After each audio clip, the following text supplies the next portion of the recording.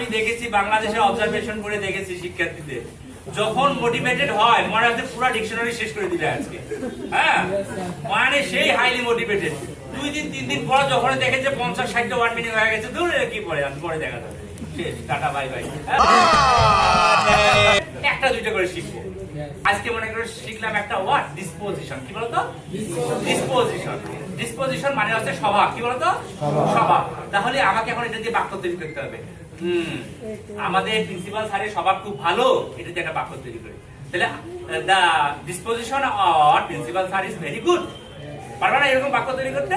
তোমাদেরকে আমি যে জিনিসটা খুব সেনসিটিভলি রিকোয়েস্ট করবো, সাজেস্ট করবো, রিকমেন্ড করবো, যাই বলো না কেন, যে প্রত্যেক দিনে কমপক্ষে হলে একটা করে ওয়ার্ড মিনিং শিখবা।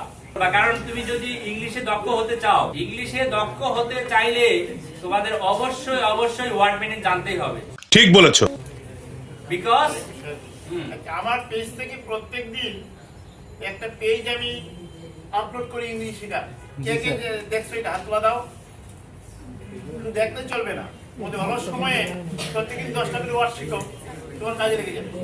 ধন্যবাদ। না না, 10টা করে হলে পারবে না, কারণ স্বাধীনতা অর্জনের চেয়ে রক্ষা করা কঠিন। বিষয়টা একটু ব্যাখ্যা করবেন? কারণ প্রথম দিন 10টা হবে, দ্বিতীয় দিন 20টা হবে, যখনই 50টা হয়ে যাবে, এই 50টাকে ধরে রাখা কিন্তু অনেক চাপ হয়ে যাবে। সঠিক বলেছেন।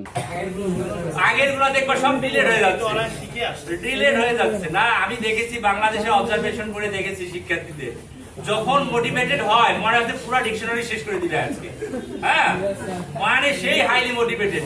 2-3 দিন পর যখন দেখে যে 50-60টা ওয়ার্ড মিনিং হয়ে গেছে, দূর কি পড়ে আমি পরে দেখা যাবে, শেষ, টাটা বাই বাই।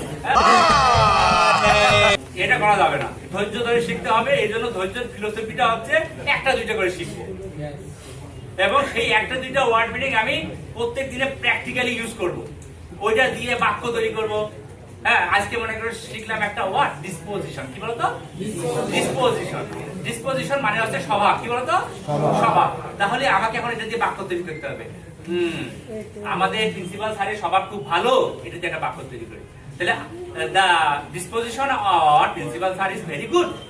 পারবা না এরকম বাক্য তৈরি করতে? তাহলে দেখবো তোমাকে ইংরেজি শিখতে ভালো লাগতেছে, তখন দেখবা তুমি রিয়েলি এনজয় করবা তোমার পড়াশোনাটাকে।